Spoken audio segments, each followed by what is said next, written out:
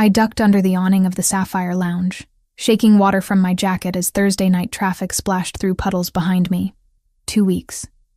That's how long it had been since I'd walked out of Ryan's apartment for the last time, and I was finally starting to breathe again. Tonight was supposed to be a quiet celebration. Just me, a decent cocktail, and the knowledge that Monday morning I had an interview with Crawford Design Agency. Real work. The kind I'd dreamed about since graduating 3 years ago, before everything with Ryan had slowly consumed my ambitions, along with my confidence. The bar's interior glowed warm and inviting, all dark wood and amber lighting that made the rain outside seem like it belonged to a different world. Leather booths lined the walls, and a magnificent bar stretched along one side, bottles arranged like a cathedral of alcohol. It wasn't cheap, but I'd earned this. One night of pretending I was the kind of person who belonged in places like this, I claimed a small table near the window, ordered a vodka martini, and pulled out my phone to text Jessica. She'd been my rock through the breakup, listening to me cry at 3 a.m, reminding me that leaving was the right choice even when loneliness made me doubt. Got the interview confirmed for Monday. Celebrating at fancy bar. Wish you were here instead of saving lives. Her response came immediately. You better get that job. I want details tomorrow. Stay safe. Love you. The martini arrived, perfectly chilled, the glass frosted. I raised it to myself in a silent toast and took that first sip, savoring the clean burn. That's when I saw him. Ryan stood in the entrance, water dripping from his coat, scanning the room. My stomach dropped. This couldn't be coincidence. The Sapphire Lounge was miles from his usual haunts, nowhere near his apartment or his office. He'd followed me here, or worse. He'd been tracking me somehow. Our eyes met across the crowded space.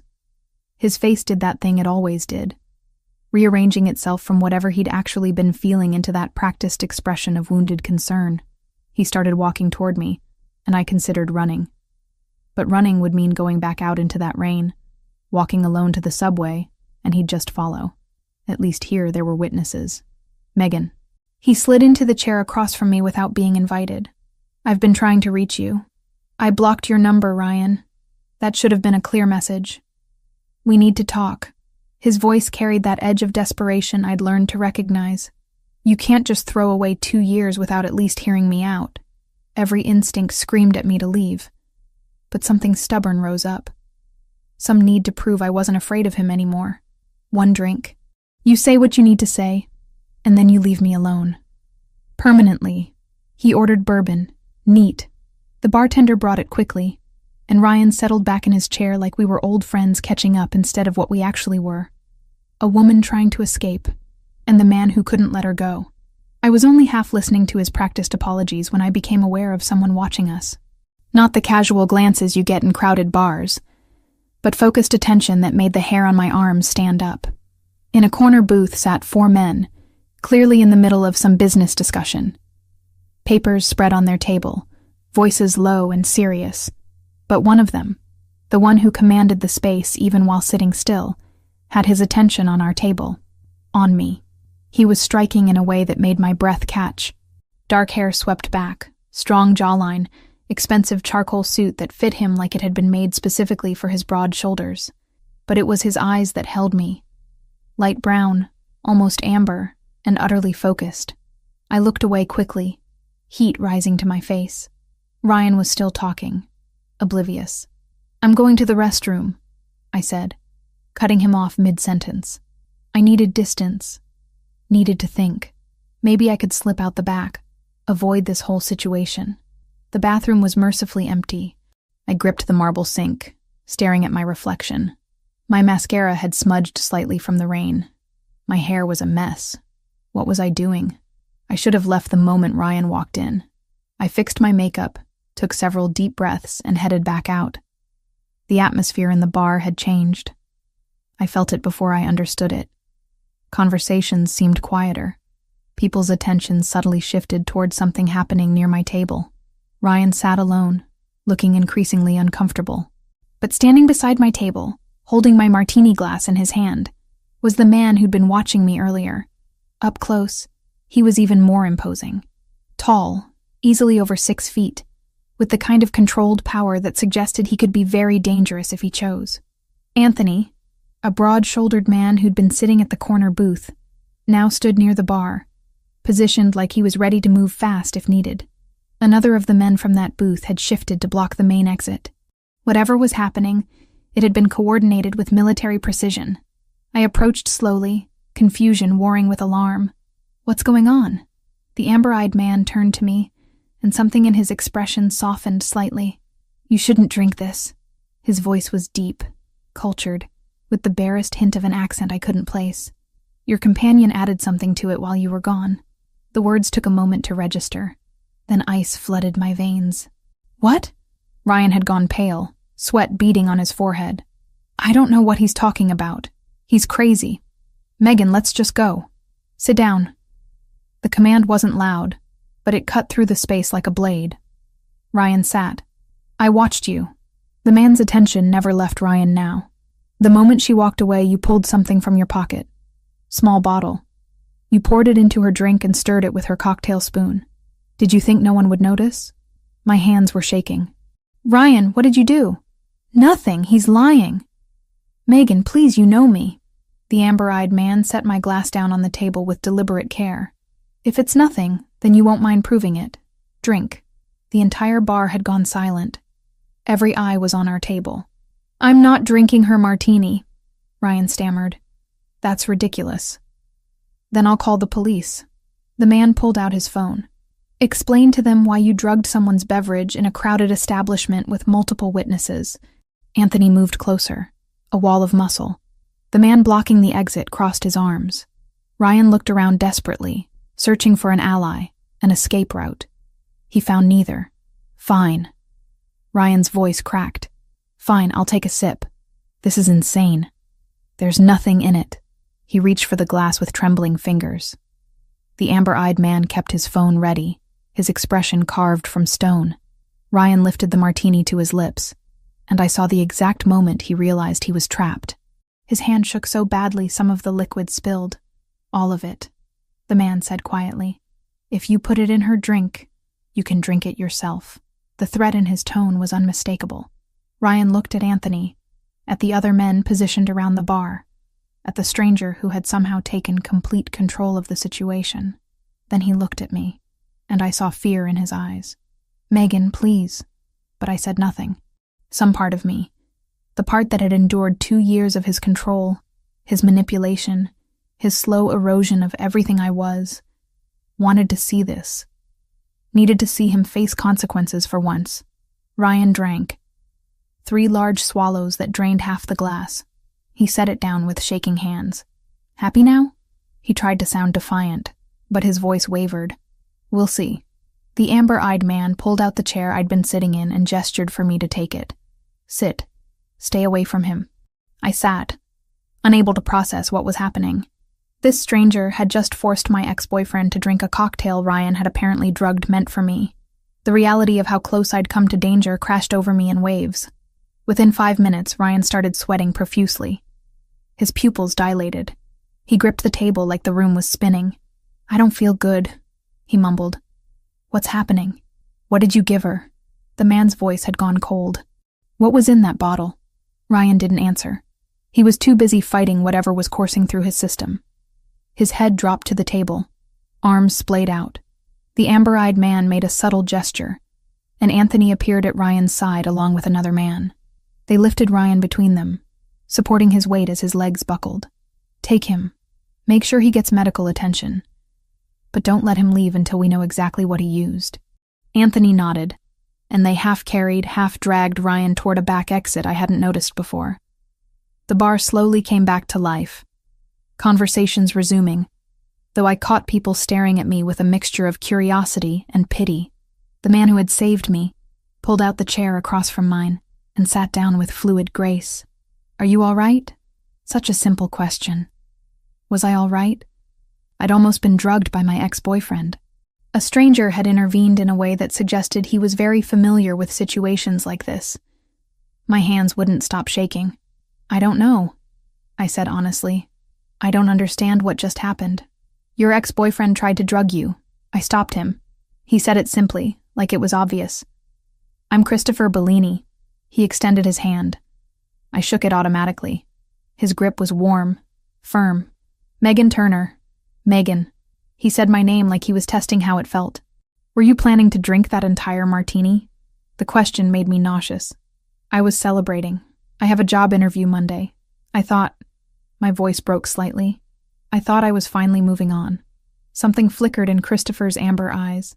Not quite sympathy, but understanding. You are moving on. You just had a very close call first. A bartender appeared with a glass of water, which I accepted gratefully. My throat felt tight. My chest constricted. How did you know? How did you see him do it? Christopher leaned back slightly. I notice things. It's how I've survived in my line of work. He paused.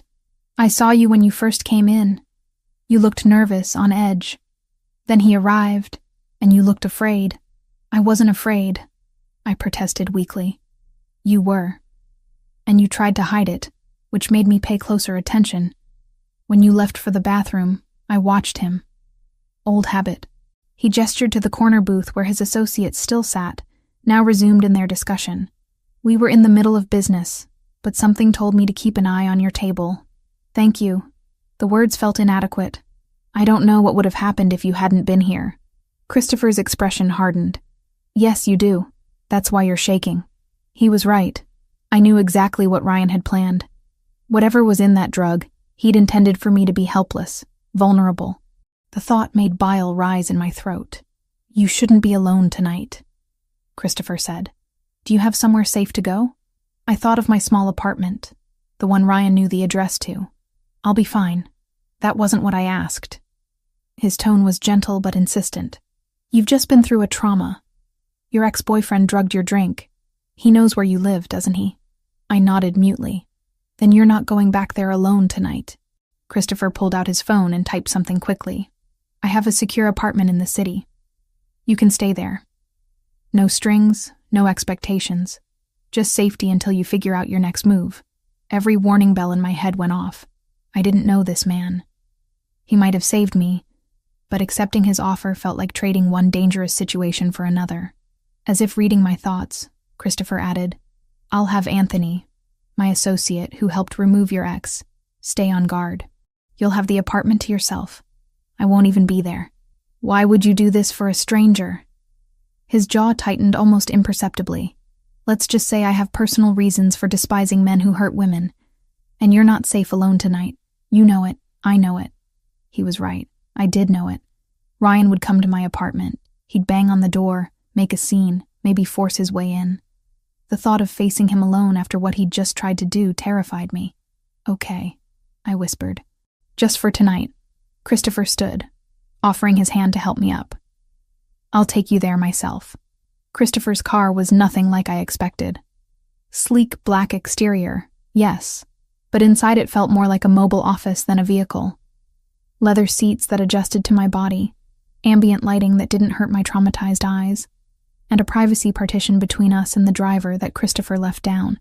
Anthony sat in the passenger seat, silent but vigilant.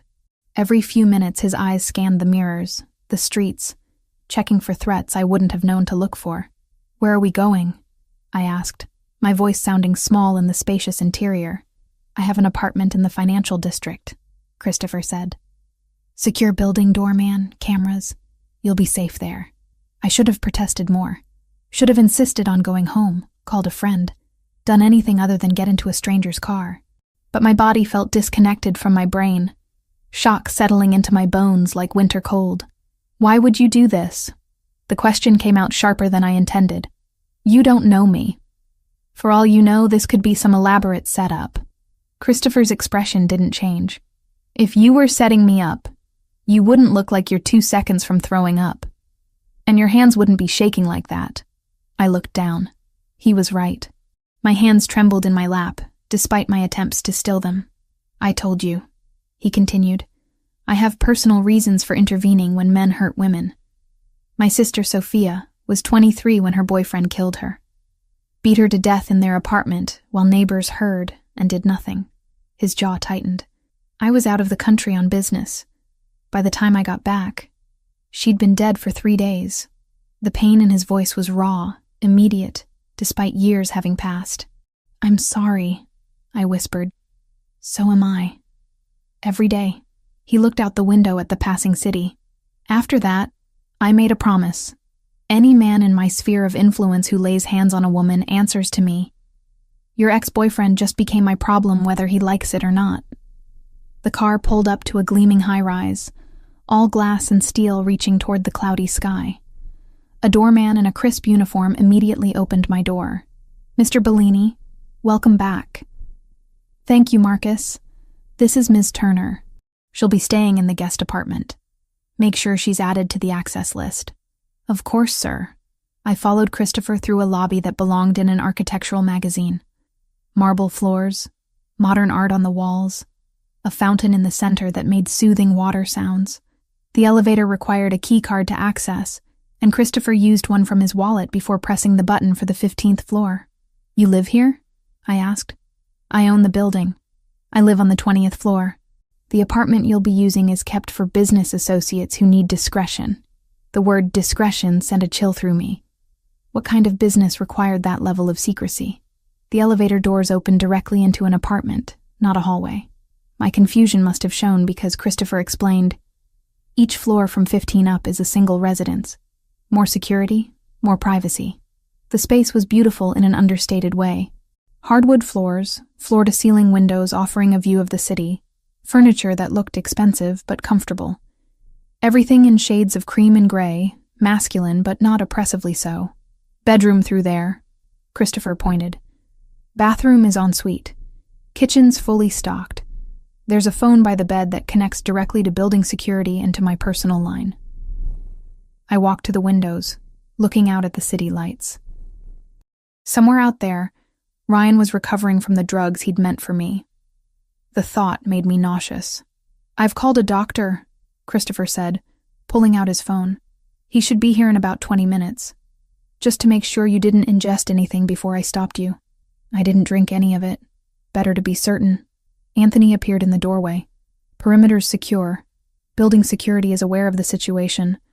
I'll be stationed outside the elevator." "Thank you, Anthony." Christopher turned to me. "He'll be here all night. You're completely safe." After Anthony left, silence stretched between us. Christopher remained standing, hands in his pockets, clearly unsure whether to leave me alone or stay. I was equally uncertain what I wanted. "You said you manage businesses," I finally said. "What kind of businesses?" He studied me for a long moment. "Several restaurants, a few nightclubs, import and export operations, real estate development, security consulting. And the less legal ones?" A ghost of a smile touched his lips. "You're direct. I appreciate that." He moved to sit on the sofa, gesturing for me to take the chair across from him. "My family has been in certain lines of work for 3 generations. I inherited those responsibilities along with the legitimate businesses. I try to keep things as clean as possible, but I operate in a world where clean is relative." "So you're in the Mafia?" I said it plainly, needing to hear it confirmed. "That's a loaded term. I prefer to think of it as running a family business with unconventional methods." He leaned back. "Does that frighten you?" It should have. Everything about this situation should have terrified me. But sitting in that quiet apartment, looking at the man who'd saved me from something horrible, I felt oddly calm, right now. I'm more frightened of Ryan than I am of you. Good, because you should be. The substance he used, we'll know more once it's analyzed, but based on how quickly he reacted, it was likely GHB or something similar. Date rape drug. He planned to assault you tonight, Megan. Hearing it said so plainly made the room spin slightly. We dated for 2 years. He never. I stopped, corrected myself. He was controlling, manipulative, but he never physically hurt me. Drugging someone is physical assault. What he planned to do after you were incapacitated would have been rape. Christopher's voice was gentle, but firm. You need to understand the danger you were in. A knock at the door interrupted us. Christopher rose to answer it, returning with a man in his 60s carrying a medical bag. "Megan, this is Dr. Harrison. He's going to examine you."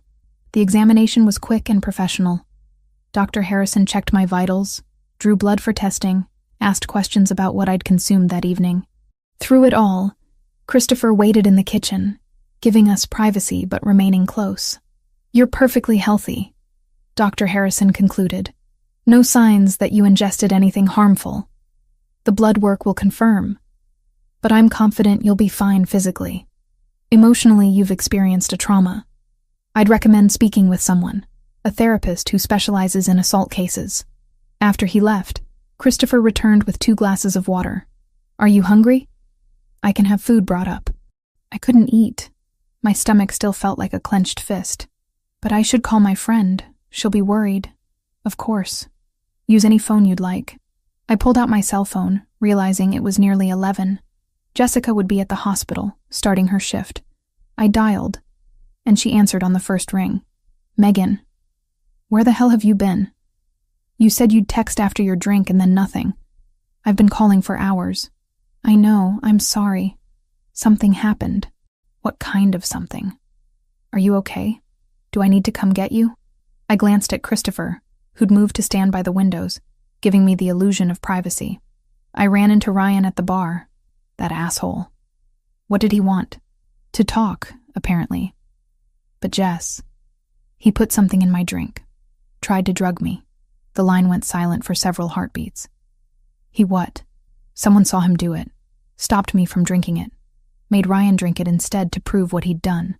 Ryan ended up passing out and taken to a hospital. "Oh my God, Megan. Where are you now? I'm coming to get you right now. I'll leave work. I don't care. I'm safe. The man who helped me, he has a secure apartment. I'm staying here tonight because Ryan knows where I live." "The man who helped you? What man?" "Megan, you can't just go home with strangers. I know how it sounds, but I trust him. His name is Christopher Bellini. He owns the building, he's been nothing but respectful, and he has security watching the apartment. I'm okay, really." Jessica was quiet for a moment. "Bellini. That name sounds familiar. Let me look him up." I heard her typing in the background. "Oh shit. Megan, this guy is serious. There are like a dozen news articles about him. Business owner, philanthropist, but also rumors about organized crime connections. This is who you're with? He saved my life tonight, Jess. I know, and I'm grateful. But this is complicated. Promise me you'll be careful. And promise you'll meet me for lunch tomorrow so I can see with my own eyes that you're all right. I promise. I'll text you in the morning with details. I love you. Be safe. Love you too." I hung up and found Christopher still standing by the windows, silhouetted against the city lights. "Your friend is worried," he observed.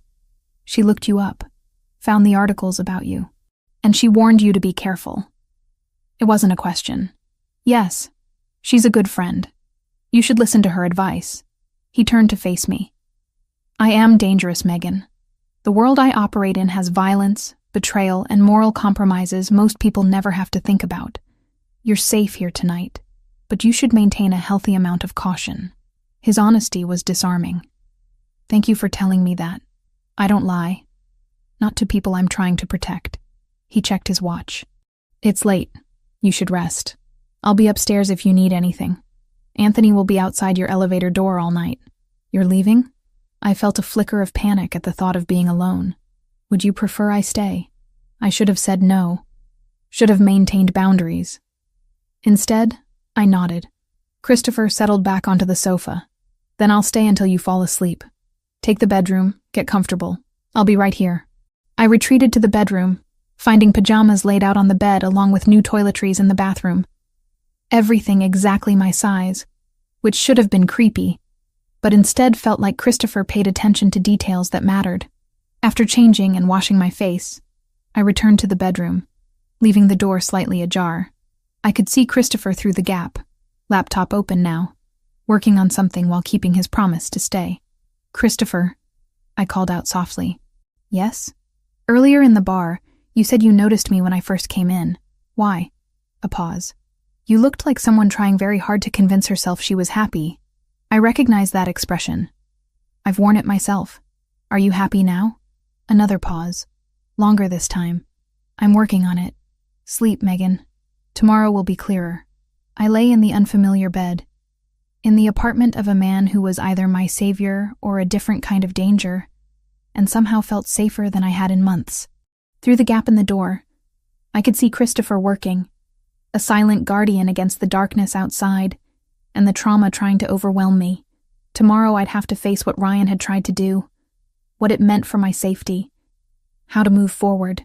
But tonight, I let myself drift into uneasy sleep, protected by a man whose world I didn't understand, but whose intentions, at least for now, seemed pure.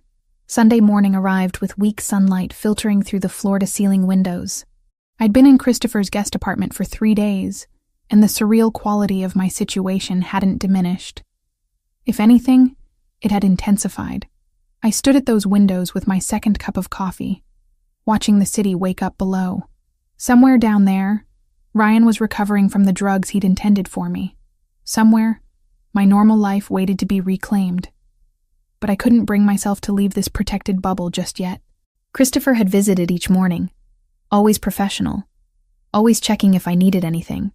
We'd fallen into an odd routine. He'd arrive around 8, bring pastries from a bakery nearby, sit at the kitchen counter while I ate, and we'd talk. Not about heavy things, not about Ryan or the Mafia or danger.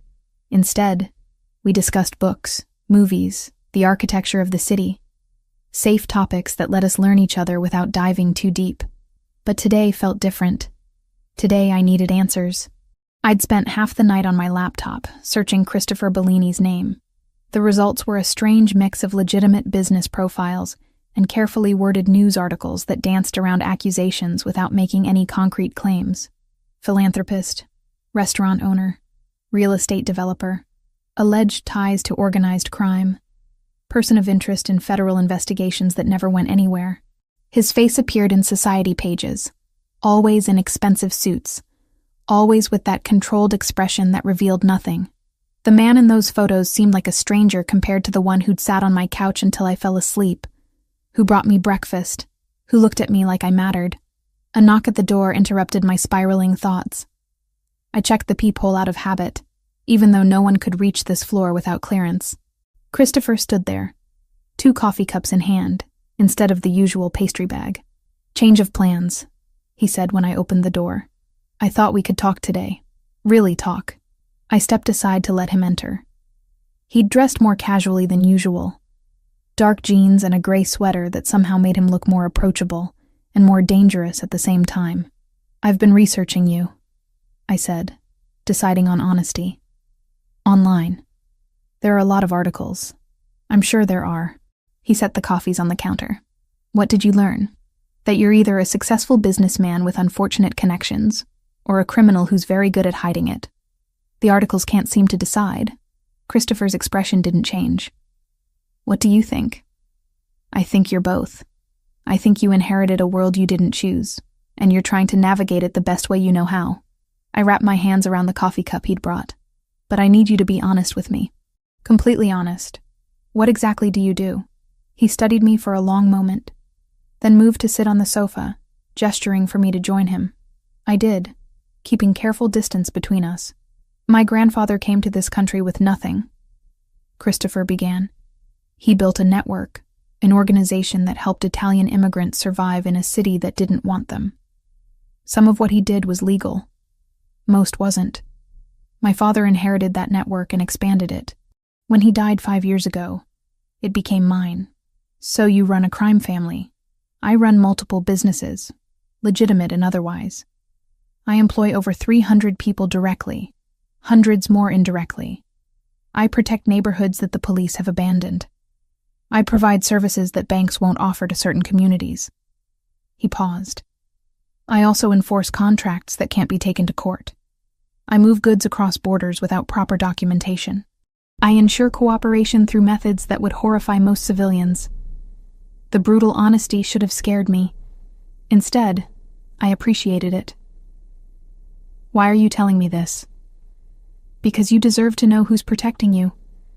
And because the situation with Ryan has become more complicated." My stomach tightened. "How complicated?" "He's been released from the hospital. The substance he used was GHB, confirmed by the lab work, enough to incapacitate you for hours. But his lawyers got him out on bail within 48 hours. Charges reduced to attempted assault. That's impossible. You had witnesses. You had evidence.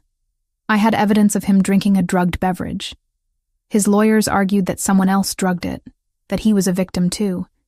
It's a weak defense, but it bought him freedom while the case moves through the courts. Christopher's jaw tightened. But that's not the real problem. Ryan has connections I didn't initially realize. He's been doing business with the Volkov family. Who are they? Russian organized crime. They've been trying to expand their territory into areas my family controls. Ryan's been serving as a middleman for some of their money laundering operations. He's small time in their world, but he's connected. The implications crashed over me. They'll protect him. They already are. And worse. Ryan knows you're important to me now. He saw my reaction. Saw how I intervened. The Volkovs could try to use you as leverage against me. I stood abruptly, pacing to the windows. So I'm what? Collateral damage in some mob war? You're a complication they'll try to exploit if given the chance. Christopher remained seated, his voice calm. Which is why I think you should consider relocating temporarily. I have properties out of state where you'd be completely safe. New identity, financial support, everything you'd need. No. The word came out sharp, definite. Megan, be reasonable. The danger is real. I spent 2 years making myself smaller for Ryan. Changing what I wore, who I saw, how I spoke. I finally broke free, and now you want me to disappear? I turned to face him. I have a job interview tomorrow morning. Crawford Design Agency. It's the opportunity I've been working toward for 3 years. I'm not running away from my life because of Ryan or the Volkovs or anyone else. Christopher stood, crossing the space between us in 3 long strides. That interview won't matter if you're dead. Then find another way to protect me. You're supposed to be this powerful crime boss, right? Figure it out. Something like respect flickered in his amber eyes. You're stubborn. I'm done being controlled. Even with good intentions, it's still control. He nodded slowly, and I watched him think, calculate, assess options with the speed of someone used to making strategic decisions. There might be another way. It's riskier, but it keeps you visible and active. I'm listening. I own a restaurant in Midtown, Bella Notte, high-end Italian cuisine, exclusive clientele. I need someone to manage the front of house, handle reservations, coordinate with VIP guests. He met my eyes directly. The schedule is flexible, evening hours mostly. You could attend your interview tomorrow, take the design work if you get it, and still work for me. The important part is that you'd be publicly associated with me. Everyone who matters would know you're under my protection. The Volkovs are bold, but they're not stupid. Harming someone directly connected to me would be declaring war, and they're not ready for that level of conflict. I processed his offer, looking for the trap. What's the catch? The catch is that you'd be working in my world. My restaurant serves both legitimate business people and criminals. You'd see things, hear things, be exposed to aspects of my life that you can't unknow. He stepped closer. And you'd have to trust me absolutely. My security team would need to know your movements, where you are, who you're with. It's not freedom, Megan. It's a different kind of cage. Just larger and more comfortable. But I'd still have my life, my career, my interview, my choices. Within parameters, yes. I thought about the alternative, hiding somewhere under an assumed name, waiting for men I didn't know to decide my fate. At least Christopher's offer let me fight. Let me live visibly. I want to earn my position, I said firmly. No special treatment because I'm under your protection. If I'm bad at the job, you fire me. If I'm good at it, I get paid what I deserve. A genuine smile touched Christopher's lips. You're negotiating terms with me. Shouldn't I? Most people don't have the courage. He extended his hand. You have a deal. You start Wednesday evening, after your interview. That gives me time to brief the staff and arrange security. I shook his hand, and he held it perhaps a moment longer than necessary, his thumb brushing across my knuckles in a gesture that sent unexpected warmth up my arm. Thank you, I said quietly, for giving me options instead of orders. Thank you for being brave enough to stay and fight instead of running. It makes my job easier if you're not hiding. The moment stretched between us, charged with something neither of us was ready to name.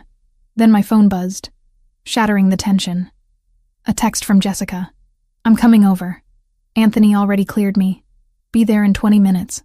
Christopher read my expression. "Your friend?" She's worried. She wanted to come sooner, but I kept putting her off. "I think she's afraid you've kidnapped me or something." "She's protective. That's good." He moved toward the door. "I'll give you privacy. But Megan, when you tell her about the restaurant job, be prepared for resistance. She's going to try to talk you out of it." "How do you know?" "Because it's what a good friend should do. Listen to her concerns. They'll probably be valid." After he left, I straightened the apartment, nervous about Jessica's visit in a way I couldn't quite explain. She was going to have opinions, strong ones, and part of me knew she'd be right to worry. She arrived exactly 20 minutes later, bursting through the door the moment I opened it, and pulling me into a fierce hug. "Let me look at you." She held me at arm's length, examining my face like a doctor checking for symptoms. "You look okay." "Tired, but okay." "Are you eating? Sleeping?" "I'm fine, Jess. Really. Fine is what people say when they're not fine." She moved past me into the apartment, and I watched her take it all in. The expensive furniture, the view, the obvious wealth. "This is where you've been staying?" "Megan, this place probably costs more per month than we make in a year. Christopher owns the building." "Right. Christopher Bellini, the maybe mobster who swept in and saved you." She turned to face me, worry etched in every line of her face. "I've been reading about him, Meg. Really reading. There are federal investigations, rumors about violence, connections to some seriously bad people. And you're just... what? Living in his apartment? It's complicated. Then uncomplicate it for me. Because from where I'm standing, it looks like you escaped one controlling man and jumped straight into the arms of another." The accusation stung, because part of me had worried the same thing. "It's not like that with Christopher. He's been nothing but respectful. He's given me options. Let me make my own choices." "Has he?" Jessica sat on the sofa, patting the space next to her. "Or has he just been really good at making you think you have choices while guiding you exactly where he wants you?" I sat beside her, trying to organize my thoughts. "Ryan tried to drug me, Jess. You know what would have happened if Christopher hadn't stopped him. And now Ryan's out on bail, connected to Russian criminals who might try to use me against Christopher. I can't just go back to my normal life and pretend I'm safe. So what's the plan? You hide here forever?" "No. Christopher offered me a job at his restaurant. I'd be publicly connected to him, which makes me too risky for his enemies to touch. And the schedule is flexible, so I can still go to my interview tomorrow, still do design work." Jessica was quiet for a long moment. "You're going to work for a mob boss. I'm going to work at a restaurant that happens to be owned by someone with complicated business interests. That's the same thing, just with prettier words." She took my hand. "I'm not saying don't do it. Honestly, I don't know what the right answer is here, but I need you to go into this with your eyes open. Men like Christopher Bellini don't do favors without expecting something in return. Maybe not today, maybe not this month, but eventually there will be a price. I know that. I'm not naive about who he is. Aren't you, though?" Her voice was gentle but firm. "He saved you, Meg. That creates a powerful psychological bond. Gratitude can look a lot like something else, especially when the person you're grateful to is attractive and attentive and makes you feel protected. Just promise me you'll be careful. With your safety and with your heart." I wanted to argue, to insist that I knew exactly what I was doing.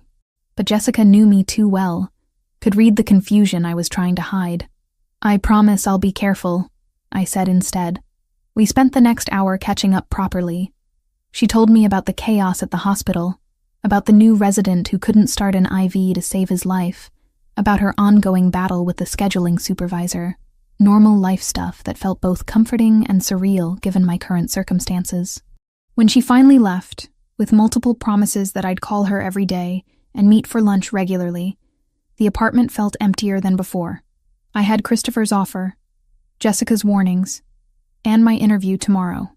3 different directions pulling at me, and I'd have to find a way to navigate all of them without losing myself in the process. That night, I laid out my interview clothes, reviewed my portfolio one last time, and tried to imagine a future where I could balance design work, restaurant management, and being under the protection of a man who occupied the shadows between legal and criminal. It seemed impossible, but impossible had been leaving Ryan.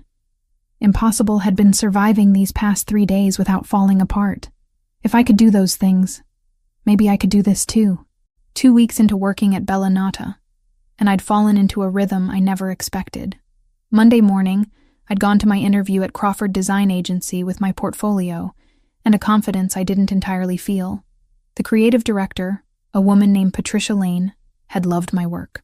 By Wednesday, I had my first freelance project, a branding package for a boutique hotel chain. By Friday, I was juggling design work during the day and managing reservations at Christopher's restaurant in the evenings. It was exhausting. It was exhilarating. It was mine. The restaurant itself was stunning, all exposed brick and soft lighting, with tables arranged for both intimacy and the ability to see who else was dining. The clientele was exactly what Christopher had warned me about, a mixture of legitimate business people, celebrities who valued discretion, and men who carried themselves with the same controlled danger Christopher did. I'd learned to recognize the latter quickly. They moved differently, spoke differently, tipped extravagantly, and never caused scenes. The staff had accepted me with professional courtesy, but I'd noticed the way they watched me when Christopher was around. The way conversations would pause when I entered the kitchen. Marco, the head chef, a man in his 50s with tattoos covering his forearms, had pulled me aside on my third night. "You seem like a good person," he'd said in accented English. "Mr. Bellini, he doesn't bring people into his world lightly. Whatever you are to him, be careful with it, and with yourself." I'd thanked him, unsure what else to say. What was I to Christopher? His employee, certainly. The woman he was protecting, obviously. But there was something else growing between us. Something neither of us had acknowledged, but both of us felt every time we occupied the same space. He came to the restaurant most evenings around 9, always with at least one associate, sometimes more. He'd take his usual table in the back corner, the one with sightlines to all entrances and exits, and conduct business over perfectly prepared meals. But his attention would track me as I moved through the dining room, greeting guests, managing the complex dance of reservations and walk-ins. Tonight was Saturday, our busiest night. Every table was booked, and I'd been on my feet for 5 hours straight. My dress, a simple black sheath that the restaurant provided for front-of-house staff, felt like it was painted on after hours of movement. My face hurt from smiling. Jessica had stopped by earlier during her dinner break from the hospital, sitting at the bar and watching me work with obvious concern. We'd managed a quick conversation between my tasks. "You look tired," she'd said, stirring her wine. "I'm fine. Just busy." "That's your new favorite phrase. I'm fine." She'd studied me. "Are you eating? Sleeping? Taking care of yourself?" "Jessica, I'm 27 years old. I know how to take care of myself." "Do you? Because from where I'm sitting, you're working 2 jobs, living in a building owned by a crime boss and pretending this is all normal." "It is normal. My normal, anyway." She'd left shortly after, with promises that we'd have lunch tomorrow, a proper meal where we could actually talk. I'd agreed, knowing she was right to worry, but unable to articulate why I felt safer in Christopher's orbit than I had anywhere else. Christopher had arrived at his usual time, but alone tonight, which was unusual. He'd caught my eye across the room and nodded toward his table. I'd seated him personally, as I always did, hyper-aware of how close he was as I placed the menu before him. "Busy night," he'd observed. "Every table full. Marco is in his element. And you? How are you managing?" "I'm good. Really good, actually. I finished the first draft of the hotel branding today. The client loved it." Something warm had crossed his features. Pride, maybe. I knew they would. "You're talented, Megan." The compliment had settled around my heart like an embrace. I was returning from seating a party of 6 when it happened. A man at table 12, clearly several drinks past sober, grabbed my wrist as I walked past. "Hey, sweetheart, how about you sit down and have a drink with me? I'd dealt with drunk customers before." The key was to remain professional but firm. "I appreciate the offer, sir, but I'm working." Can I get you anything else? His grip tightened. I wasn't asking. Sir, please let go of my wrist. Make me. The dining room had gone quiet, conversations dying as people registered what was happening. I was about to signal for security when a presence materialized beside me, Christopher, his hand closing over the man's wrist with controlled pressure. She asked you to let go. His voice was soft, deadly. The drunk man looked up, his bravado evaporating as he recognized who was speaking.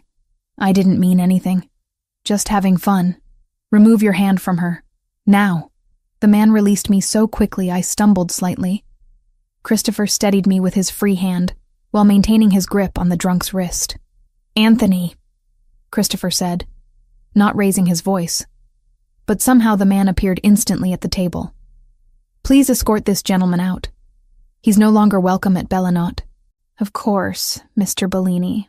The drunk was removed quickly and quietly, but the damage was done. Everyone in the restaurant had witnessed the interaction, had seen Christopher's reaction, the protective fury that had radiated from him. Are you all right? He asked me, still close, his hand warm on my arm. I'm fine. It was just a drunk customer. It was assault. His jaw was tight. Come with me. It wasn't a request.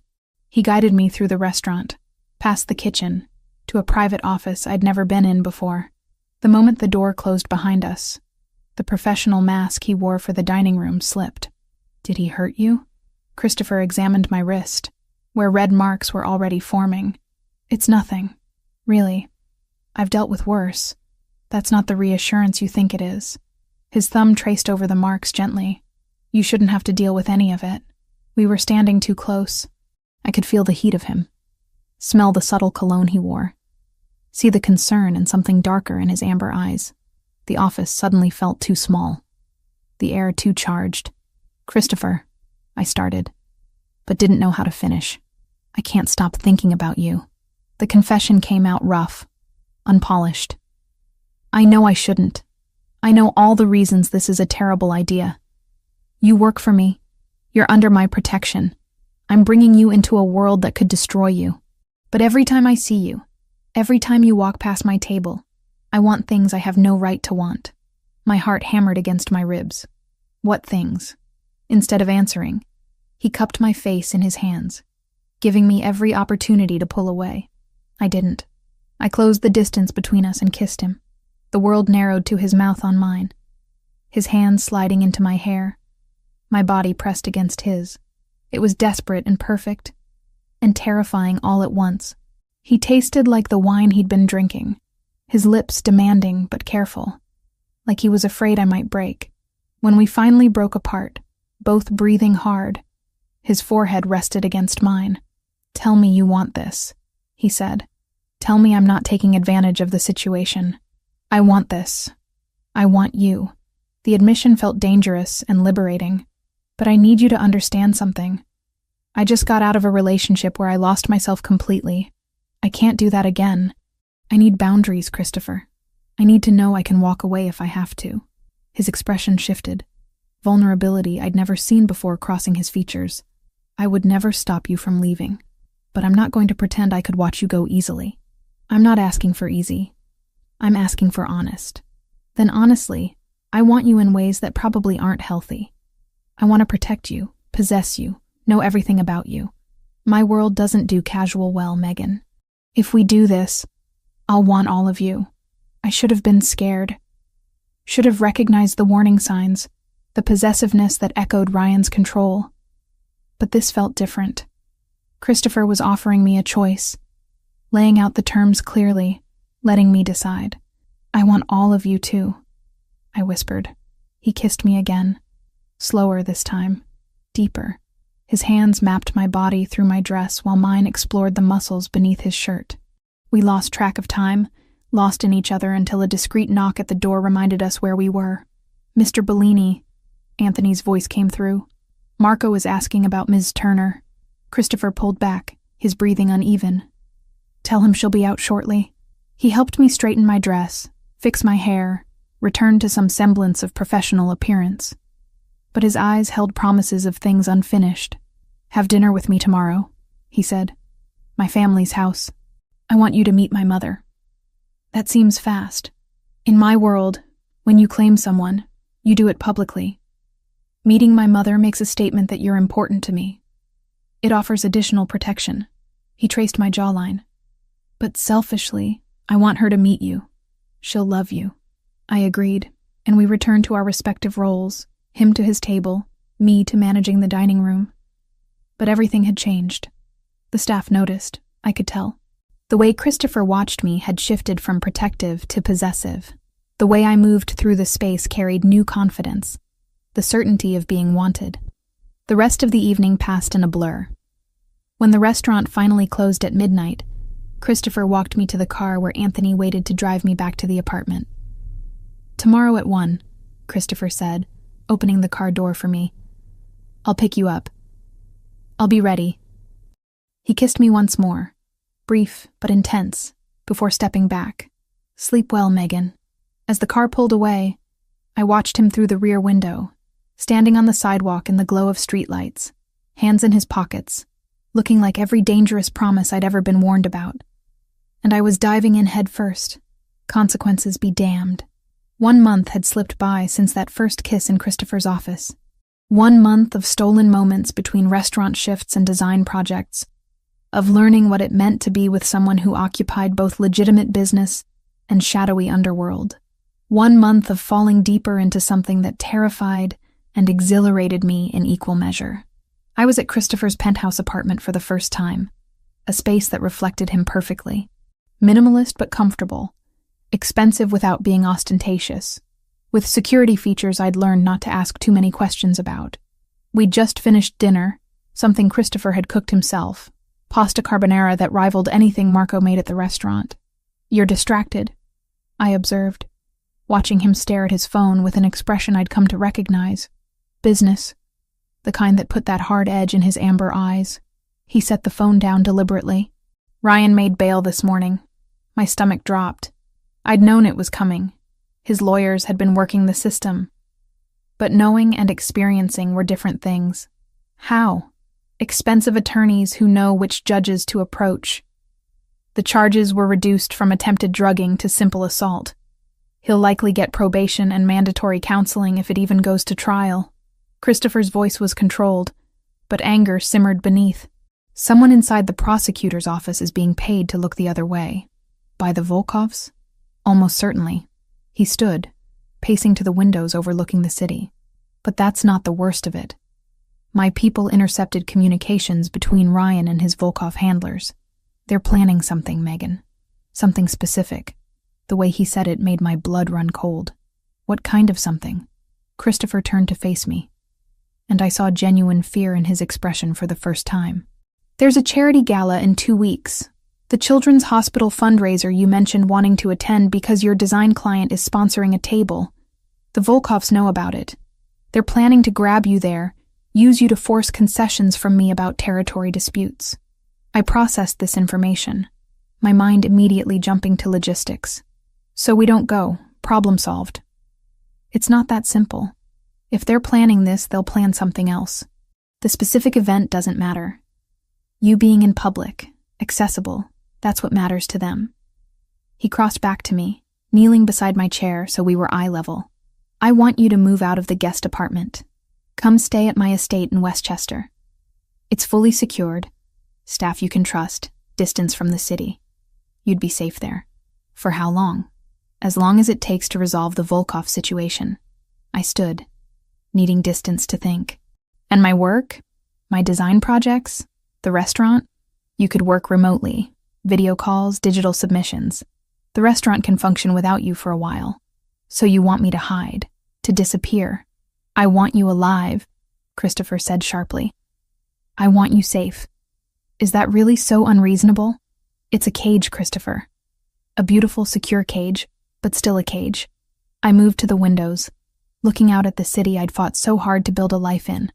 I left Ryan because he controlled every aspect of my existence. I can't let fear of the Volkovs do the same thing. This isn't about control. It's about protection. It feels the same from where I'm standing. Silence stretched between us, heavy with frustration and fear. Finally, Christopher spoke. his voice raw. "I'm in love with you, Megan. Completely, irrationally in love with you. The thought of something happening to you, of them taking you, hurting you, using you against me, it terrifies me in ways I haven't felt since my sister died. I can't lose you." The confession should have filled me with joy. Instead, it filled me with complicated grief. I love you too, but I won't live in hiding, Christopher. I fought too hard to reclaim my life to give it up now, even for you. Then what do you suggest? Because doing nothing isn't an option. I turned to face him, an idea forming that was probably reckless but felt right. Make me too visible to touch. You said yourself that harming someone directly connected to you would be declaring war. So make that connection undeniable. I go to the gala, to every public event, but surrounded by security. The Volkovs would have to be desperate or stupid to try something when everyone knows I'm yours. And if they are that desperate, better to face it head on than spend months looking over my shoulder. Christopher stared at me like I'd suggested we walk into a Volkov stronghold unarmed. That's insane. Is it? You operate in a world of power dynamics and calculated risks. What sends a stronger message? Me hiding like I'm afraid? Or me standing beside you publicly, showing everyone that your enemies can't intimidate you into protecting what's yours? He was silent for a long moment, and I could see him working through the strategic implications. It's incredibly risky. Everything about being with you is risky. At least this way, I'm an active participant instead of a protected possession. You'd be a target. I'm already a target. This way, I'm a target that's too expensive to hit. Christopher ran his hands through his hair, a rare gesture of frustration. If we do this, there are conditions, non-negotiable ones. I'm listening. You learn self-defense, real training, not just basic awareness. Anthony will work with you daily. You learn escape protocols, how to recognize threats, how to buy yourself time if something goes wrong. Agreed. You don't go anywhere without security, ever, even if it feels excessive or annoying or like you're being watched. Your life is more important than your privacy. As long as the security is professional, not invasive. I won't have someone monitoring my phone calls or reading my emails. Fair. He moved closer, his hands framing my face. And you tell me immediately if you change your mind, if this becomes too much, if you want out. No judgment, no argument. Your safety and well-being come first, always. The genuine concern in his voice undid something in my chest. I promise. Then we do it your way. But Megan, if something happens to you because I agreed to this, I'll never forgive myself. Nothing will happen. We'll be careful, smart, together. He kissed me then, desperate and claiming, like he was trying to memorize every detail. When we finally broke apart, he rested his forehead against mine. You're the bravest person I know, or the most stubborn. I haven't decided which. Can it be both? The ghost of a smile touched his lips.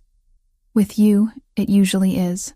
The next morning, I called Jessica during her lunch break, needing her perspective before committing fully to the plan. You want to do what? Her voice carried equal parts disbelief and concern. Christopher wants me to hide at his estate until the Volkov threat is resolved. I suggested staying visible instead, making me too connected to him for them to risk touching. Megan, that's using yourself as bait. It's using visibility as protection. There's a difference. I heard her sigh. Explain the difference, because from here it sounds like the same dangerous idea with different words. If I hide, they'll always be looking for an opportunity. If I'm visible and obviously protected, any move against me becomes a declaration of war between criminal organizations. The Volkovs aren't ready for that level of conflict, according to Christopher's intelligence. It's actually safer, according to Christopher's intelligence. Do you hear yourself? You're making life and death decisions based on crime, family politics. I'm making decisions about my own life based on the reality of my situation. I'm already in danger, Jess. This just shifts the dynamic in my favor. Another sigh. I hate that you're probably right. I hate that this has become your normal. But if you're asking for my opinion, I think hiding would drive you crazy. You're not the type to sit passively while others decide your fate. So you think I should do it? I think you should do whatever keeps you alive and preserves the person you've become. Just promise me something. What? Promise that if it gets too dangerous, if the situation changes, you'll actually consider running. Don't let pride or stubbornness get you killed. I promise. And Megan? The self-defense training Christopher mentioned? Take it seriously. Learn everything they'll teach you. After we hung up, I felt more settled in my decision. Christopher had already arranged for Anthony to begin training me that afternoon. The sessions were brutal in ways I hadn't anticipated. Anthony wasn't teaching me to fight. He was teaching me to survive. How to recognize when someone was following me. How to position myself in public spaces for maximum visibility and escape routes. How to break various holds and grips. How to use everyday items as weapons. How to spot concealed firearms. How to fall without serious injury. How to scream effectively to draw attention.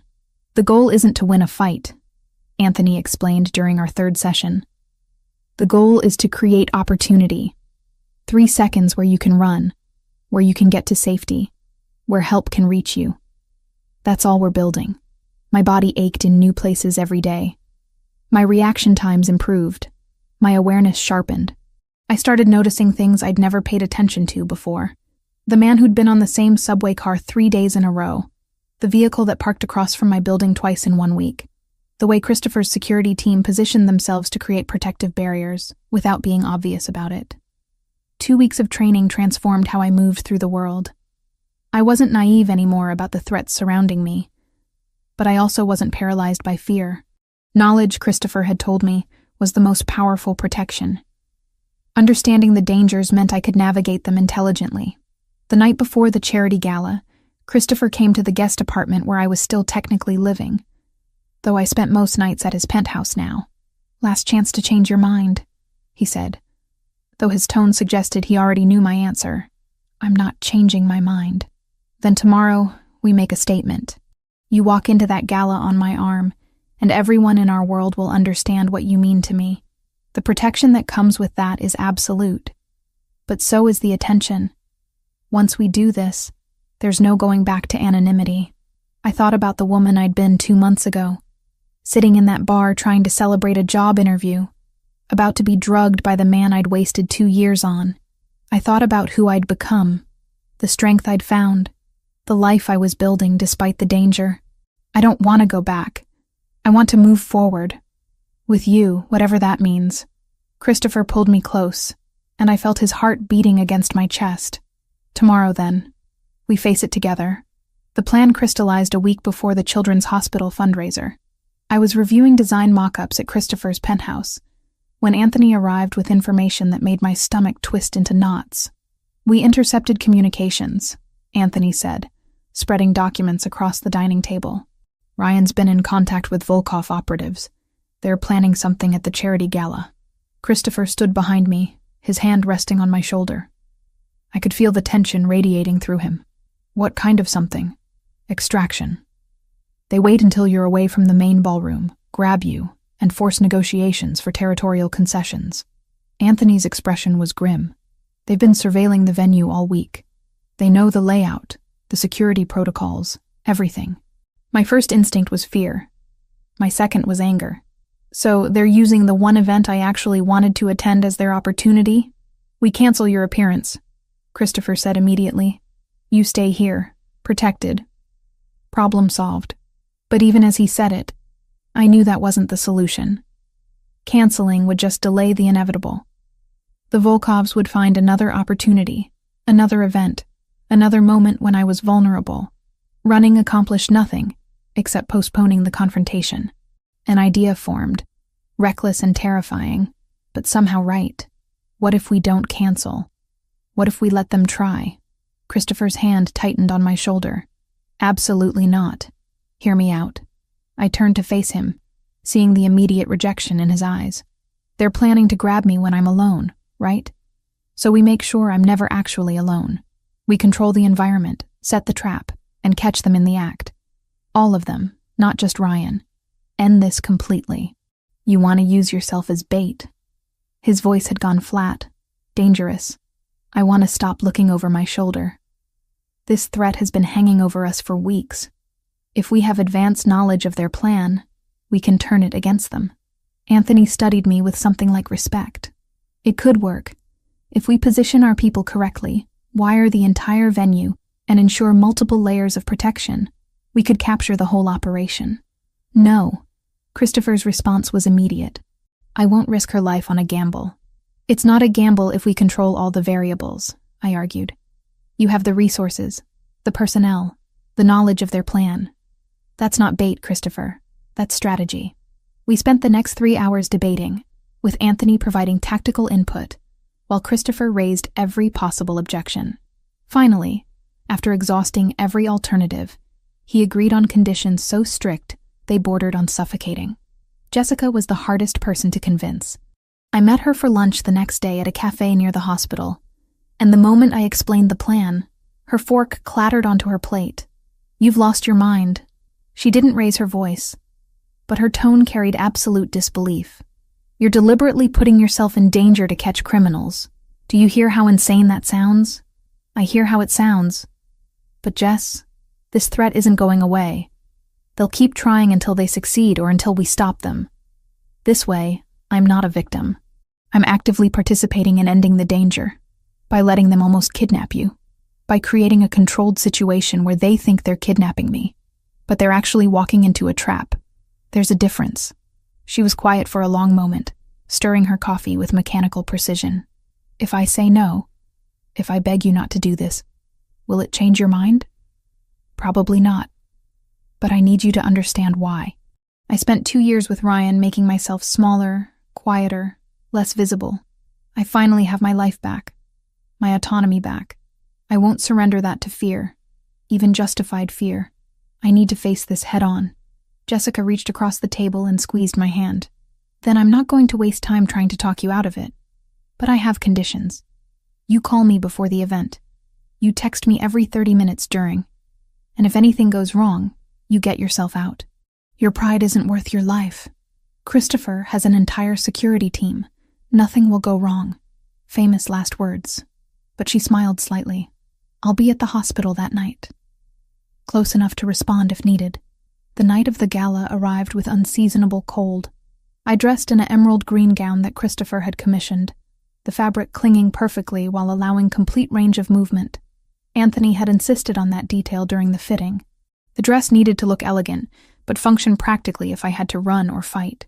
Christopher adjusted his cufflinks in the mirror, his reflection showing none of the worry I knew he felt. Last chance, Megan. We can still leave, spend the evening anywhere else. We're going. We're ending this. The venue was spectacular, a historic hotel ballroom with soaring ceilings and crystal chandeliers. My design client had sponsored one of the premium tables, and I'd been helping coordinate the visual branding for weeks. Under different circumstances, I would have been thrilled to see my work displayed so prominently. Christopher's security team had arrived hours earlier, positioning themselves throughout the venue as waitstaff, valets, and even guests. Anthony himself was dressed as hotel security, radio concealed beneath his jacket. I wore a small microphone disguised as a pendant, ensuring every word I spoke would be recorded. The first 2 hours passed without incident. I mingled with donors, discussed design concepts with my client, and played the role of Christopher's companion with practiced ease. But tension hummed beneath the surface, every nerve on high alert. Then I saw Ryan. He stood near the bar, wearing a suit that probably cost more than he'd ever spent on clothing in his life. Volkov money, clearly. 2 men flanked him, their postures identifying them as muscle despite their formal attire. They scanned the crowd with professional efficiency, obviously looking for me. Christopher's hand found the small of my back. I see them. Anthony's team has visual. Remember, stay in public spaces, don't give them an opening. Until we want them to have an opening. Megan, I know the plan. Trust me. An hour later, I excused myself from a conversation about hospital fundraising initiatives and headed toward the restroom corridor, exactly as we'd planned. It was a calculated risk, a moment of apparent vulnerability designed to draw Ryan out. The corridor was empty of guests, but populated with Christopher's people in strategic positions.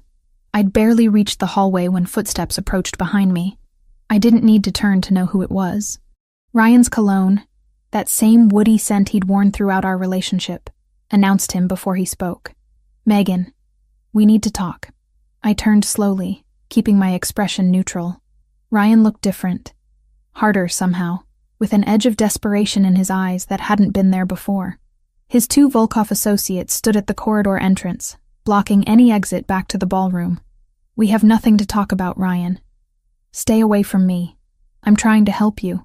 He moved closer, and every instinct screamed at me to retreat.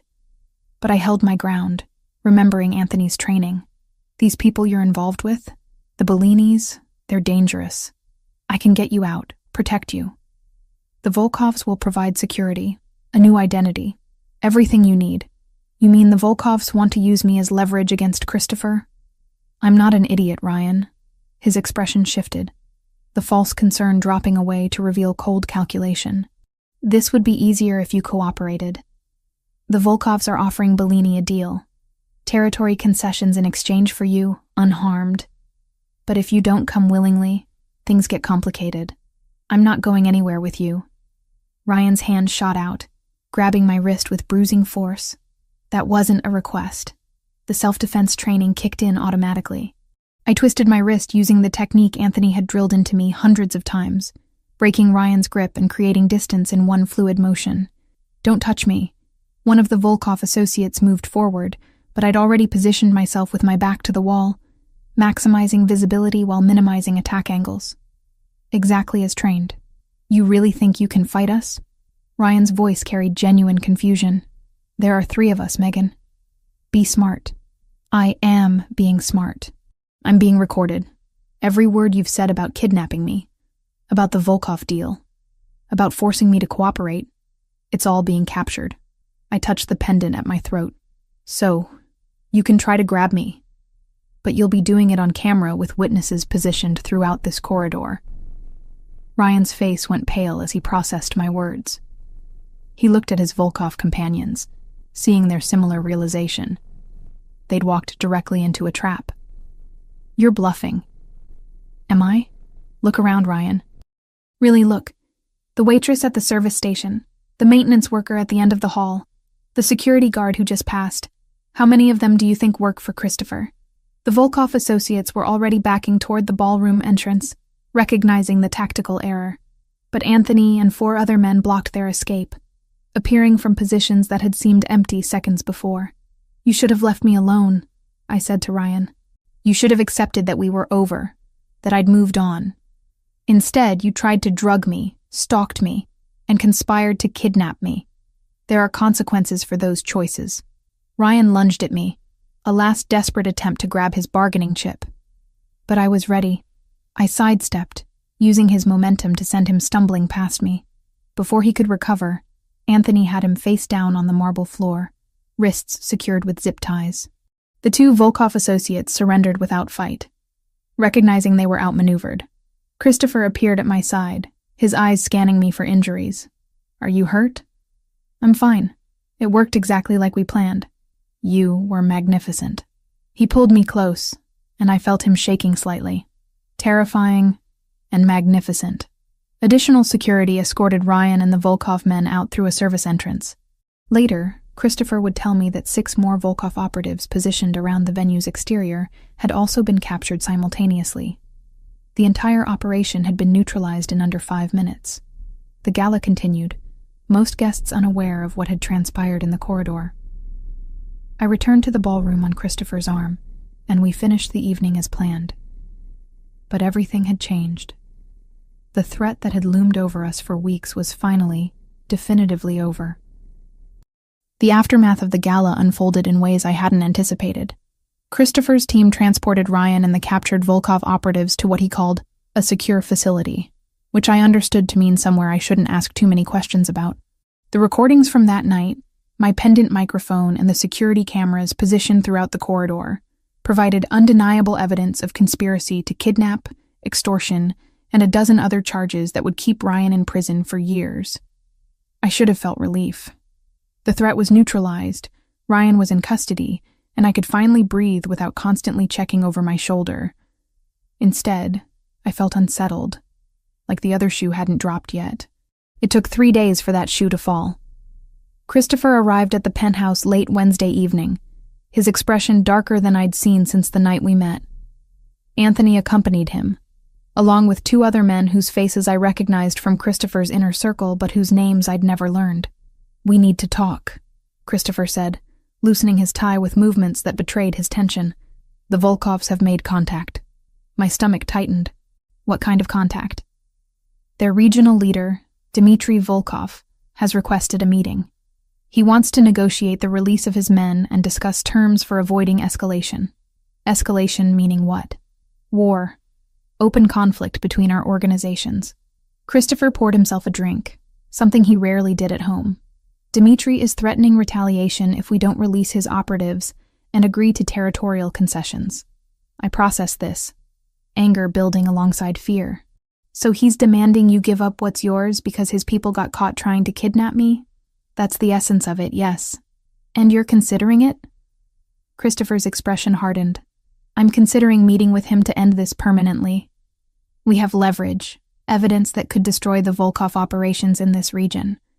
But leverage only works if you're willing to use it. Anthony spoke up, his voice measured. Dmitry has agreed to neutral territory, mediated by respected third parties.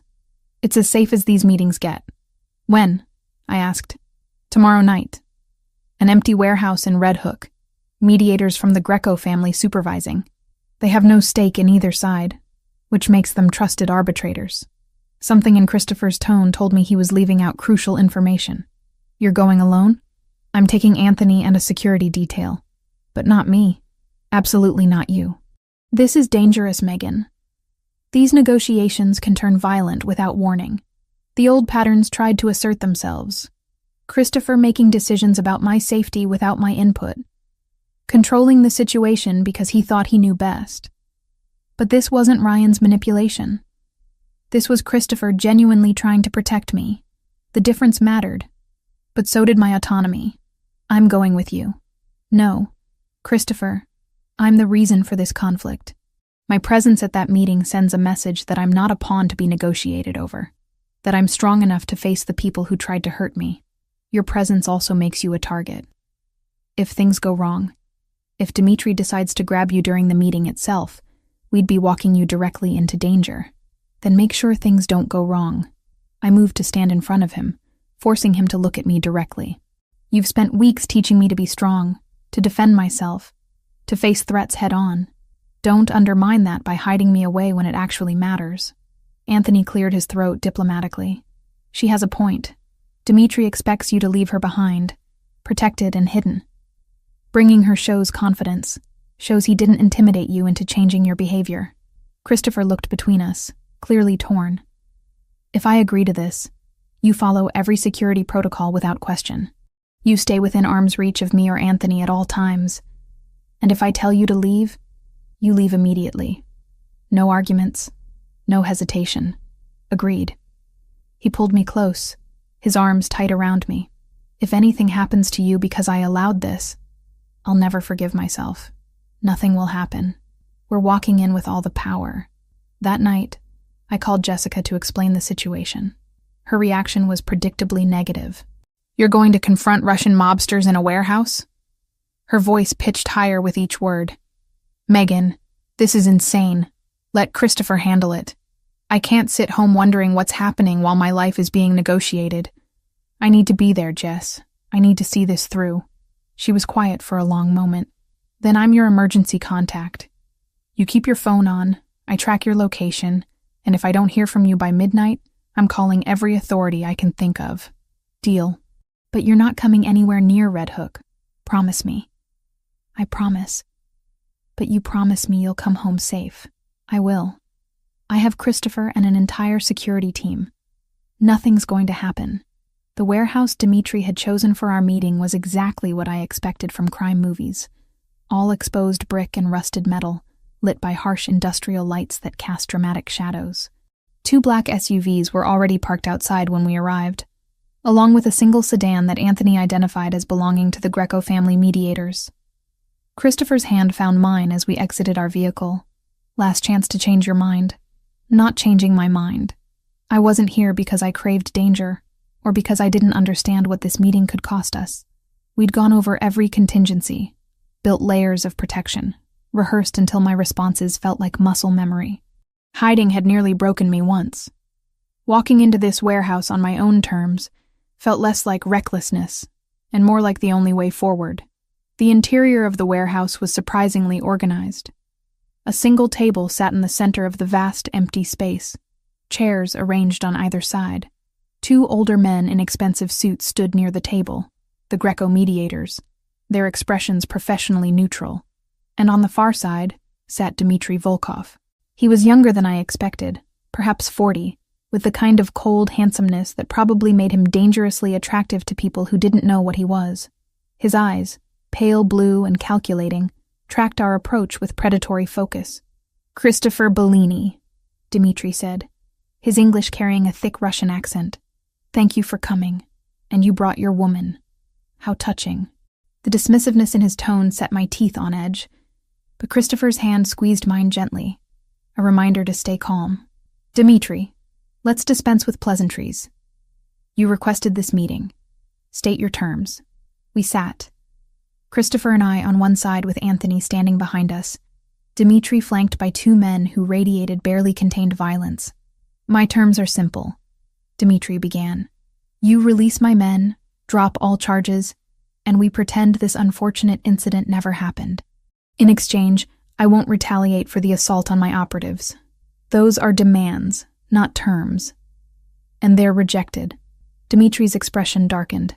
"You're in no position to reject anything. I have resources you can't imagine, connections that extend far beyond this city. Starting a war with the Volkov family would be, how do you say, career suicide. Your resources didn't prevent your operation from failing spectacularly." Christopher's voice remained calm, controlled. "Your men walked into a trap, attempted kidnapping in front of witnesses, and are currently facing federal charges. You're the one with no position to negotiate from, because you got lucky, because your woman," Dmitry's gaze slid to me with open contempt, "happened to be smart enough to wear a wire. Such cleverness for someone so ordinary. The insult was designed to provoke, to make Christopher lose his composure. Instead, I leaned forward, meeting Dmitry's cold eyes directly. Ordinary women don't usually outsmart entire Volkov operations, do they? Maybe that says more about the quality of your people than about me." Dmitry's expression flickered with surprise. Clearly, he hadn't expected me to speak. "You brought her to speak for you now, Christopher? How far the Bellini family has fallen."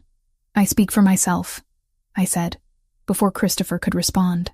"And I'm curious, Dmitry. Is drugging women and using pathetic men like Ryan Cooper the standard Volkov strategy? Because if that represents your organization's capabilities, I understand why you're so desperate to negotiate. You can't afford for people to know how badly you failed." One of Dmitry's men moved forward aggressively, but the Greco-mediator raised a hand. Everyone remained seated. "Ms. Turner is well within her rights to defend herself verbally." Dmitry's jaw clenched, his pale eyes boring into me with hatred. "You have courage. Foolish courage, but courage nonetheless. Christopher, control your woman before she says something that gets her hurt. My woman doesn't need controlling." Christopher's voice dropped dangerously low. "And threatening her in my presence is the kind of mistake you don't recover from." The tension in the warehouse thickened to the point of suffocation. Anthony's hand moved subtly inside his jacket. Dmitry's men mirrored the gesture. The Greco-mediators watched with the wariness of people who'd seen negotiations turn violent before. "Enough posturing," Christopher said, pulling a tablet from his briefcase and sliding it across the table. "These are the recordings from the charity gala. Audio and video of your men attempting kidnapping, discussing territorial demands, admitting to bribing public officials. The next file contains documentation of 17 separate money laundering operations your organization runs through legitimate businesses in this city. The final file is a list of federal agents who'd very much like to see this information." Dmitry didn't touch the tablet, but his expression confirmed he understood the implications. "Here are my terms," Christopher continued. "Your people leave my territory completely. That includes all business operations, all personnel, all claims to disputed areas. You take Ryan Cooper with you, ensure he never returns to New York, and make certain he understands that any attempt to contact Megan results in his immediate execution. In exchange, this evidence stays private, locked away. never seeing the light of day. You're demanding we abandon millions in revenue. I'm offering you the opportunity to avoid federal prison and rival families smelling your weakness. This evidence doesn't just interest American authorities, Dmitry. How do you think your superiors in Moscow would react to learning their American operations are compromised? How long before the Bratva decides you're a liability? The threat was clear. Christopher wasn't just threatening Dmitry's freedom, he was threatening his life within his own organization. And if I refuse? Dmitry's voice had lost its arrogant edge. Then this meeting ends. The files go to their respective recipients, and we deal with the consequences. Your men stay in custody, your operations collapse under federal scrutiny, and you spend what's left of your career explaining to very dangerous people how you let one ordinary woman destroy years of careful planning. I watched Dmitry process his options, seeing the moment he realized he had none. Christopher held all the leverage, all the power. This meeting was never a negotiation. It was Christopher offering terms of surrender dressed as compromise. There will be a treaty, one of the Greco mediators said, producing documents. Signed by both parties, witnessed by neutral arbitrators. It ensures the terms are honored, and violations result in collective action from other families. This is binding, Dmitry. Dmitry looked at the papers, at Christopher, at me. Hatred burned in his pale eyes, but underneath it was something more practical. Survival instinct. Fine. We accept your terms. He signed the papers with aggressive strokes. But understand this, Bellini. Today you won. But circumstances change. Power shifts. Don't be surprised if our paths cross again under different conditions. If they do, I'll be ready, just as I was this time. The meeting concluded with formal efficiency. Documents signed, copies distributed, everyone aware that a line had been drawn. As we left the warehouse, I felt Christopher's entire body relax slightly, tension releasing after hours of controlled restraint. You were incredible in there, he said, once we were safely in the car. The way you stood up to Dmitry, refused to be intimidated. I learned from watching you. Besides, he needed to understand I'm not weak just because I'm not violent. In that moment, watching him hold the line for both his territory and my safety, I understood this had never been just about business for him. It was about a promise he'd made to a sister the world hadn't protected in time, and about making sure no one else in his orbit ever paid that price again. Anthony glanced at us through the rearview mirror. The Volkovs will honor the treaty. They can't afford not to with the Grecos as witnesses. It's over. Truly over. Later, I learned that Christopher's legal team had quietly funneled just enough of the evidence to a federal contact to keep the Volkovs under a microscope without exposing the full extent of his leverage. The rest stayed locked away as insurance, a weapon he hoped he'd never have to use. I pulled out my phone and texted Jessica. Safe, coming home. All good. Her response was immediate. Thank God. Wine tomorrow. You're buying. Christopher pulled me close, pressing a kiss to my temple. No more warehouses. No more negotiations with criminals. I want boring from now on. Boring sounds perfect. 3 months had passed since the warehouse meeting with Dmitry Volkov, and life had settled into a rhythm I never could have anticipated when I first walked into that rainy bar months ago. I was standing in the kitchen of Christopher's penthouse, our penthouse now, watching the city wake up through floor-to-ceiling windows, while coffee brewed behind me. The space no longer felt like Christopher's territory that I was occupying. My design books filled the shelves alongside his business texts. My ridiculous collection of coffee mugs cluttered the cabinet next to his expensive espresso cups. My art supplies had taken over the spare bedroom he'd converted into a studio for me. We'd merged our lives in ways that felt natural rather than forced. Partnership instead of possession. Sometimes, when I caught him watching me across a crowded room or from the doorway of my studio, there was a flicker of something old in his eyes. A shadow that didn't belong to us. I knew it was the memory of the sister he'd lost long before I ever walked into that bar, and I understood that loving me was, in its own quiet way, part of how he kept his promise to her now. My phone buzzed with a text from Patricia at Crawford Design Agency. Client loved the final mock-ups. They want you for the next 3 properties. Sending contract today. I smiled, setting the phone down to pour coffee. My freelance work had exploded in the past few months. partially thanks to connections Christopher had facilitated but maintained entirely through my own skill. The hotel branding project had led to restaurant concepts, which led to a boutique retail chain, which led to architectural firms wanting someone who understood luxury markets. My portfolio was stronger than it had ever been, and I'd raised my rates twice. Good news? Christopher emerged from the bedroom, already dressed for the day in charcoal slacks and a white dress shirt, tie not yet knotted. Crawford wants me for 3 more properties. That's $60,000 in contracts over the next 4 months. He crossed to me, wrapping his arms around my waist from behind and pressing a kiss to my shoulder. I'm proud of you. You've built something real. We both have. I turned in his arms. Speaking of which, I need to review the quarterly reports for Bellanata before the partner meeting tomorrow. Christopher had insisted on making me a minority partner in the restaurant 6 weeks ago, investing my share as recognition of how much I'd contributed to its success. The front-of-house operations ran more smoothly, reservations had increased by 30%, and our VIP clientele had expanded significantly. I'd earned my stake, but it still felt surreal to own part of something so established. The numbers are strong. Marco's new menu is bringing in food critics, and your reservation system has eliminated the chaos we used to deal with on weekends. Christopher's hand traced patterns on my lower back. You're good at this, Megan. Building things, creating order from chaos. I learned from watching you. He laughed softly. I mostly just threaten people until they cooperate. You actually inspire them to do better work. We fell into our morning routine, comfortable and domestic in ways that would have seemed impossible months ago. Christopher reviewed documents at the dining table while I finalized design mock-ups on my laptop. We existed in the same space without needing constant interaction, the security of knowing the other person was close.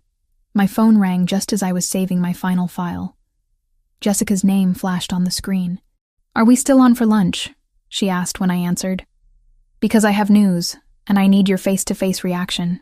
I'm free at 1. Meet at that Italian place near the hospital? Perfect. And Meg? Wear something nice. This is celebration-worthy news. She hung up before I could ask what we were celebrating, leaving me curious and slightly concerned. Christopher looked up from his papers. Jessica? She has news. Celebration-worthy, apparently. Anthony's been suspiciously happy lately. I'm guessing it's related. I blinked. Wait. Do you think he's going to propose? I think he already bought the ring. He asked for my blessing 2 weeks ago. And you didn't tell me? It wasn't my news to share. But yes, I gave my blessing. Anthony's a good man, and Jessica makes him better. Christopher's expression softened. She's also been good for you through all of this. I'm glad she's staying in your life. The sentiment touched me more than he probably realized. Christopher had never tried to isolate me from friends, or demand I choose between him and the relationships I'd had before. He encouraged my independence, supported my career, and genuinely liked the people I cared about. The contrast with Ryan couldn't have been starker. At 1 o'clock, I walked into the restaurant to find Jessica already seated, practically vibrating with excitement. The moment I sat down, she thrust her left hand across the table. He proposed last night. The ring was beautiful, elegant without being ostentatious, exactly what Jessica would have chosen for herself. Oh my God, Jess, congratulations. Can you believe it? Me, marrying a guy who works for the mob. My mother is going to have a stroke, but she was beaming, happier than I'd seen her in years. He was so nervous, Meg. This man who faces down criminals without flinching was shaking when he got down on one knee. How did he propose? We were at his apartment. Nothing fancy, just having dinner. And he said he'd been thinking about how short life is, how unpredictable everything can be, and how he didn't want to waste any more time not being married to me. She wiped at her eyes. It was perfect. No big production, no pressure, just honest and real. We spent lunch planning, Jessica talking through wedding ideas while I took mental notes about designs she responded to. By the time we finished, I'd committed to designing all her wedding stationery, her one request being that I make it personal, rather than traditionally formal. So when's Christopher going to propose? Jessica asked as we were leaving. You two are basically married already. You live together, work together, navigate criminal politics together. I don't know if marriage is something he wants. His world is complicated enough without adding legal connections that could be used against him. That man is completely in love with you. Trust me. He's thinking about it. I wanted to believe her, but I also knew the realities of Christopher's life. Marriage meant legal vulnerabilities, paper trails that enemies could exploit. It meant making me an even bigger target than I already was. Part of me had accepted that what we had might be the extent of what was possible. That evening, Christopher came home earlier than usual, finding me in my studio working on Jessica's wedding invitation concepts. "Get dressed," he said from the doorway. "Something nice but comfortable. I want to take you somewhere." "Where are we going?" "It's a surprise. Trust me." An hour later, we pulled up outside the Sapphire Lounge, the bar where everything had started. I hadn't been back since that rainy night when Ryan had tried to drug me, when Christopher had forced him to drink his own poison, when my entire life had changed course. "Why are we here?" I asked as Christopher opened my car door. "You'll see." The bar looked different, updated. The exterior had been repainted, new lighting installed. The overall aesthetic elevated while maintaining the character that had made it distinctive. Christopher produced a key, unlocking the front door and gesturing for me to enter. Inside, the changes were even more apparent. New furniture, refinished floors, updated lighting that made the space feel both modern and timeless. But the layout remained the same. That corner booth where Christopher had been conducting business still positioned with sightlines to all entrances. "It's beautiful," I said, running my hand along the polished bar. "When did they renovate?" "About 6 weeks ago. After I bought it." I turned to stare at him. "You bought the Sapphire Lounge?" "The previous owner wanted to retire. I made him an offer he couldn't refuse." Christopher moved closer, his expression unreadable. "I wanted the place where I met you, where I realized my life was about to change, to be ours. A reminder of where we started." "Christopher, this is too much. You didn't have to buy an entire bar just because of sentimental value. It's not just sentiment. It's investment, legacy." He took my hands in his. "Megan, 3 months ago we were preparing to confront the Volkovs, both of us uncertain whether we'd survive. Before that, we were navigating how to be together despite all the complications. And before that, we were strangers in a crowded bar, drawn together by circumstances that should have been traumatic, but became transformative." My heart started racing, recognizing the weight in his voice. "You've changed everything about my life. The way I think about protection, about power, about what actually matters. You've made me want things I'd given up on, futures I thought weren't possible for someone like me." He reached into his jacket pocket, and when his hand emerged, it held a small velvet box. "Marry me, Megan. Not because I want to possess you or control you, but because I want to build a life with you as my equal partner. In business, in this complicated world we navigate, in everything." He opened the box, revealing a ring that took my breath away. Not ostentatiously large, but perfectly cut, elegant and strong. Exactly what I would have chosen for myself if I'd had the courage to imagine this moment. I know my world is dangerous. I know being married to me means accepting risks that most people never have to consider. But I also know that you're the bravest person I've ever met, and I want to spend the rest of my life worthy of that bravery. Tears blurred my vision. "You're asking me to marry you in the bar where you saved me from my abusive ex by making him drink his own roofied cocktail. That's possibly the least romantic proposal location imaginable. Or the most honest. This is where we began, where you were at your most vulnerable, and I was at my most protective, where we both made choices that led us here." He took the ring from the box, holding it ready. "I'm not offering you a fairy tale, Megan. I'm offering you reality. Partnership with someone who will fight for you, protect you, but also respect your autonomy and celebrate your strength. So, what do you say? Will you marry me?" I thought about the woman I'd been that rainy night, trying to celebrate a job interview while my ex-boyfriend plotted to assault me. I thought about how Christopher had intervened without being asked, had offered protection without demanding submission, had seen strength in me when I'd forgotten it existed. I thought about the life we'd built together, the career I'd developed, the independence I'd maintained even while falling deeply in love with a man whose world operated by rules most people never encountered. I thought about Jessica marrying Anthony, about building families from unconventional circumstances. "Yes," I said, my voice steady despite the tears. "I'll marry you." Christopher slipped the ring onto my finger, and it fit perfectly, like everything about us that shouldn't have worked but somehow did. He pulled me close, kissing me with the intensity of someone who'd been holding back and finally had permission to stop. When we finally broke apart, both breathing hard, I laughed through my tears. "Jessica's going to lose her mind. She asked me this afternoon when you were going to propose, and I told her it probably wouldn't happen. Anthony told her to ask you that. We coordinated this proposal down to the hour." Christopher traced my jawline with his thumb. "Your friend is remarkably good at keeping secrets when properly motivated. You planned this with my best friend. I wanted to make sure someone you trusted thought it was a good idea." Jessica interrogated me for 2 hours about my intentions, my finances, my criminal activities, and my ability to make you happy long term. It was more thorough than some federal investigations I've been subjected to. The image of Jessica grilling Christopher about his worthiness as a husband made me laugh outright. "What did you tell her?" "The truth, that I'm completely in love with you, that I'll protect you with everything I have, and that I'll spend the rest of my life trying to deserve you." His expression turned serious. "And that if I ever hurt you or make you feel controlled the way Ryan did, she has my permission to kill me herself. She'd probably enjoy that too much." We stood in the empty bar for a long time, holding each other in the space where our story had begun.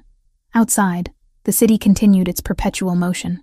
People living their ordinary lives unaware of the complicated, dangerous, beautiful world Christopher and I inhabited.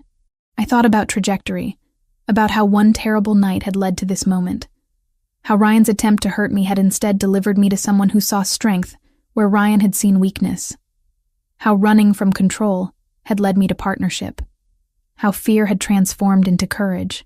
This wasn't the life I'd imagined when I moved to New York with dreams of becoming a designer. It was better, stranger, more real. I'd become someone I actually liked, someone strong and capable and unafraid. I'd built a career, earned respect, learned to navigate a world most people only saw in movies. And I'd found Christopher, a man whose darkness complemented my light, whose protection enhanced rather than diminished my autonomy, whose love made me braver instead of smaller. "What are you thinking?" Christopher asked, his arms still wrapped around me. "I'm thinking about that woman who walked into this bar months ago, trying so hard to celebrate an interview while her ex stalked her. If I could go back and tell her what her life would become, she wouldn't believe it. Would she be happy about it? She'd be terrified, but she'd also be hopeful. Maybe for the first time in years." I looked up at him. "Thank you for seeing me that night. For noticing I needed help before I even knew how much danger I was in. Thank you for being brave enough to trust me despite every reasonable instinct telling you not to." He kissed my forehead. "We should call Jessica. Tell her the good news before Anthony does. Can we have a few more minutes here first? Just us in this space? Before we share it with everyone else? We can have as long as you want." So we stayed, wrapped around each other in the bar where we'd met, where our complicated, beautiful story had begun. Tomorrow we'd start planning a wedding, navigating the logistics of marrying into a crime family, managing the reactions of people who wouldn't understand. But tonight, we just existed in this moment. Two people who'd found each other against improbable odds and decided to build something permanent from it. My phone buzzed in my purse. A text from Jessica. "Well?" I pulled it out, typed a quick response. "He proposed." I said yes. Her reply came instantly. "Finally. Dinner tomorrow, all 4 of us. I want details." Christopher read over my shoulder and smiled. "Anthony's going to be insufferable about being right." What was he right about? He bet me 3 months ago that we'd be engaged before Christmas. I told him it was too soon. "You were planning this for 3 months?" "I was planning this from the moment you walked into that warehouse to confront Dmitry Volkov despite every tactical reason not to. I knew then that you were it for me." His amber eyes held mine. "You're my partner, Megan. In every sense of the word. I want to make that official." Standing in that bar, wearing his ring, wrapped in his arms, I felt the final pieces of my new life click into place. This was home. Not the luxury penthouse or the successful restaurant, or even the thriving design career. This, us, the partnership we'd built from chaos and danger and unexpected connection. I'd escaped one man who tried to control me and found another who celebrated my strength. I'd left behind a life that made me small and built one that made me powerful. And somehow, in the middle of navigating organized crime and territorial disputes and all the darkness that came with Christopher's world, I'd found the truest version of myself. Not bad for a woman who'd just wanted to celebrate a job interview in peace. The end.